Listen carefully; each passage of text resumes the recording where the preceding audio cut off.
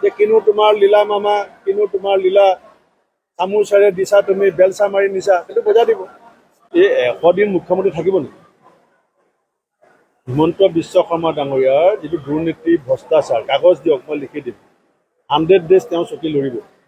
মই এইকেইটা প্ৰশ্ন আপোনাক উত্তৰ দিবলৈ সাজু আছোঁ, কিন্তু মই যিকেইটা কথা কৈছোঁ সেইকেইটা অসমৰ ৰাইজৰ কথা কৈছোঁ। এতিয়া 6 জনগোষ্ঠীৰ জনজাতিকৰণৰ কথাটো কোৱাৰ কাৰণে মোক যোৰহাট থানালৈ মাতি নিছিলে নেকি? মোৰ যে থানালৈ বাৰে বাৰে মাতি থাকে, CID যে মাতি থাকে, মোৰ ভাইটোক যে মিজোৰাম সীমান্তলৈ বদলাই দিছে, মোৰ ভাই বোৱাৰীজনী যে 6 মাহত 2বাৰ বদলি হৈছে, চতিয়াত যে ধৰি মোৰ নাকৰ যে নজল বনডাল যে ঘুচিয়াই ভাঙি দিছিলে বিজেপি নেতা, সেইটো মিলি থকাৰ কাৰণে হৈছে নেকি? আপুনি কথাটো, আমাৰ ইলেকশ্যনটো কিহৰ ওপৰত হ'ব লাগে? ইলেকশ্যনটো হ'ব লাগে চাহ শ্ৰমিকে মজুৰি কিয় নাপালে, 351 টকা কিয় নহ'ল, অসম চুক্তিৰ 6 নং দফা ৰূপায়ণ কিয় নহ'ল, ব্ৰহ্মপুত্ৰ খনন কৰাৰ কথা আছিলে নাই, 2 পাৰা এক্সপ্ৰেছ হাইৱে বনোৱাৰ কথা আছিলে নাই? মোৰ সমস্যা হৈছে ৰাইজৰ সমস্যা। আহোমসকলে, চুতীয়াসকলে, মটকসকলে, মৰাণসকলে, আমাৰ কোচ ৰাজবংশীসকলে, চাহ জনজাতিসকলৰ যিটো চিন্তা, সেইটো মোৰ চিন্তা। শ্ৰমিকৰ মজুৰি বৃদ্ধি, 35 লাখ নিবনুৱাৰ ভৱিষ্যত, বানাক্ৰান্ত গৰাখহনীয়া আক্ৰান্ত ৰাইজৰ যিটো চিন্তা, সেইটো মোৰ চিন্তা। আমি সেই চিন্তাক লৈ পেলাই ৰাইজৰ সৈতে কথা পাতি আছোঁ। আমি কেনেকৈ 200 ইউনিট বিজুলী বাতি অসমীয়া মানুহক ফ্ৰীকৈ দিব পাৰোঁ, আমি কেনেকৈ 500 টকাত গেছৰ চিলিণ্ডাৰ দিব পাৰোঁ, আমি কেনেকৈ অৰুণোদয় জেগাত প্ৰতি মাহৰ 9 তাৰিখে 2500 টকাত নলক্ষ্মী দিব পাৰোঁ, আমি সেইবিলাক লৈ পেলাই ইলেকশ্যন খেলি আছোঁ।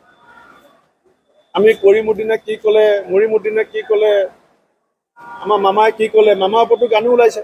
আজি আমাৰ ডিব্ৰুগড়ত বিৰোধী ঐক্য মঞ্চৰ প্ৰাৰ্থী লুৰিণজ্যোতি গগৈ ডাঙৰীয়াৰ হৈ আমাৰ অল ইণ্ডিয়া কংগ্ৰেছ কমিটিৰ সাধাৰণ সম্পাদক জিতেন্দ্ৰ সিং ডাঙৰীয়াই এখন সভাত ভাগ ল'ব। লগতে মই, উকিল গগৈ ডাঙৰীয়া, লুৰিণ গগৈ ডাঙৰীয়া আৰু আমাৰ কেইবাজনো বিৰোধী দলৰ নেতা উপস্থিত থাকিব। ইয়াৰ পাছত আমি গোলাঘাট যাম, গোলাঘাটৰ পৰা যোৰহাট। আমাক এই হলটো আমি পাৰ্মিশ্যন বিচাৰিছিলোঁ, আমাক দিম বুলি কৈছিলে, একেবাৰে শেষ মুহূৰ্তত হলটো কেঞ্চেল কৰি দিছে।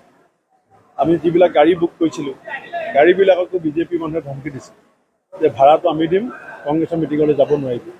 আনকি মই শুনামতে এইফালৰ এজন মন্ত্ৰীয়ে নিজেই বিভিন্ন গাড়ী মালিকবিলাকক ফোন কৰিছে। এই পৰ্যায়ত যদি ইলেকশ্যন হয়, এইটো গণতন্ত্ৰ হ'ল নে একনায়কত্ববাদ হ'ল? গাড়ীবিলাকক সুধিছে পইচা কিমান দিলে, সেই পইচাটো ঘূৰাই দে, ইমান পইচা আমাৰ বিজেপিৰ পৰা লৈ লয়। এই পৰ্যায়ত যদি চৰকাৰে নামে আৰু ইফালে গোটেই ৰাইজক বাটে বাটে ঘৰে ঘৰে গৈ কৈছে যে গ'লে স্কিম কাটি দিম, এতিয়া ৰাইজৰ ফালৰ পৰা খবৰ দিছে যে আমি গাটো দেখাবলৈ যাব পৰা নাই, ভোটটো দিম। আমি যাবলৈ মন আছিলে, কিন্তু আমাক ঘৰে ঘৰে বিজেপি নেতাৰ কাৰণে ভাবুকি দিছে। গাড়ী মালিকবিলাকে পইচা ঘূৰাই দিছে, কৈছে যে বিজেপিয়ে কৈছে পইচা আমাৰ পৰা লৈ লওঁ, যিমান ভাড়া কংগ্ৰেছে দিছিলে পইচা ঘূৰাই দে। এই ধৰণৰ ষড়যন্ত্ৰত যদি লিপ্ত হৈছে, তাৰমানে তেওঁলোকে কিমান ভয় খাইছে? তেওঁলোকে যে অসমৰ ৰাইজৰ মন জয় কৰিব যে পৰা নাই, অকল বাহুবল ধনবল দেখুৱাই যে ইলেকশ্যন খেলিব বিচাৰিছে, সেয়া ডিব্ৰুগড়ৰ উজনি অসমৰ মানুহে বুজি পাইছে আৰু মানুহে ইতিমধ্যে সিদ্ধান্ত লৈছে সভালৈ কোন আহিব কোন নাহিব, কিন্তু ভোটৰ বাকচত ৰাইজে বিজেপিক এটা শিক্ষা দিব 19 তাৰিখে। সেইটো নিশ্চিত যে 6 জনগোষ্ঠীৰ নামত বিজেপিয়ে যিটো বঞ্চনা কৰিলে, চাহ শ্ৰমিকসকলৰ মজুৰি বৃদ্ধি কৰিম বুলি কৈ যিটো বঞ্চনা কৰিলে, যোৱা সময়ছোৱাত 7 বাৰ ইলেক্ট্ৰিচিটি বিল বৃদ্ধি কৰিছে, বাটত 27খন টোলগেট বনাই পেলাই পইচা লৈ আছে, গাঁৱত স্কুলবিলাক বন্ধ কৰি দিছে আৰু মদৰ দোকান খোলা আৰম্ভ কৰিছে। এই কথাবিলাকে ৰাইজ যথেষ্ট ক্ষোভিত। লুৰিণ গগৈ ডাঙৰীয়া অকল বিৰোধী ঐক্য মঞ্চৰ প্ৰাৰ্থী নহয়, এইটো ডিব্ৰুগড় লোকসভা সমষ্টি গণতন্ত্ৰ ৰক্ষা কৰিব বিচৰা, সংবিধানৰ প্ৰতি সন্মান জনোৱা ৰাইজৰ এজন প্ৰাৰ্থী হিচাপে তেওঁ ইতিমধ্যে যথেষ্ট সমাদৰ ৰাইজৰ আশীৰ্বাদ লাভ কৰিবলৈ সক্ষম হৈছে। আপোনালোকে নিজে দেখিছে, এইটো প্ৰেক্ষাগৃহৰ বনোৱাৰ উদ্দেশ্যটো কি? এইটো ৰাজহুৱা প্ৰেক্ষাগৃহ, এইটো ৰাজনৈতিক দল, সংগঠন, জাতি, ধৰ্ম, বৰ্ণ সকলোৱে ব্যৱহাৰ কৰে, নামটোৱে ৰাজহুৱা।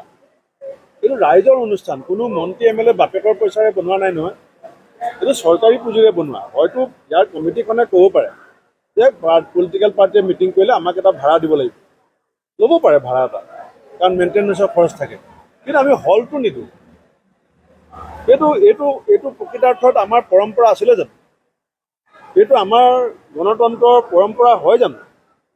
এই কথাটোৰ গণতন্ত্ৰৰ কাৰণে আমাৰ অসমৰ কাৰণে অশুভ ইংগিত নহয় জানো? এই যিটো আকুৰ গোজ মই মতালি একনায়কত্ববাদী চৰিত্ৰ, এইখিনিত মিটিংখন পাতিবলৈ দিয়ে, হলটোত নিদিয়ে। আপুনি এই বিজেপিয়ে এটা সিদ্ধান্ত দিয়ক যে ৰাজহুৱা, এই ফিল্ডখনতো ৰাজহুৱা ফিল্ড, এই ফিল্ডখন ৰাজহুৱা সম্পত্তি নহয় জানো? এই ফিল্ডখনত যদি দিব পাৰে, হলটোত কেলৈ দিব নোৱাৰে? আৰু আমিতো কোৱা নাই যে আমাক অকলে দিয়ক, চবকে দিয়ক, চবকে দিয়ক। এইটো মুখ্যমন্ত্ৰী ডাঙৰীয়াই টুইটাৰত কৈছিলে যে নৰেন্দ্ৰ মোদী ডাঙৰীয়াই গামোচাক খুব সন্মান কৰে। সেইকাৰণে মই টুইটাৰত দেখাই দিছোঁ যে মোদী ডাঙৰীয়াই গামোচা এখন কাণত লয় আৰু আপুনিয়ে সোণোৱাল ডাঙৰীয়াই গামোচা এখন মাটিত পাই লৈ ওপৰত বহি থাকে। গতিকে আপোনালোকৰ সন্মান কোনটো? মানে মাটিত পাৰি ওপৰত বহাটো সন্মান নে এনেকৈ কাণত লোৱাটো সন্মান? তেওঁৰ যিটো দুমুখীয়া নীতি, অসমৰ মুখ্যমন্ত্ৰী হিমন্ত বিশ্ব শৰ্মা ডাঙৰীয়াৰ দুমুখীয়া নীতি, একেখনেই গামোচা এখন ফটো দিয়ে কাণত লোৱা, সিখন থাকিলে তেখেত পাহৰিলে। সোণোৱাল ডাঙৰীয়াই যে গামোচাৰ ওপৰত বহে, মুখ্যমন্ত্ৰীয়ে যে গামোচাৰ ওপৰত বহে, জাতীয় অস্তিত্ব, জাতীয় পৰম্পৰাৰ প্ৰতি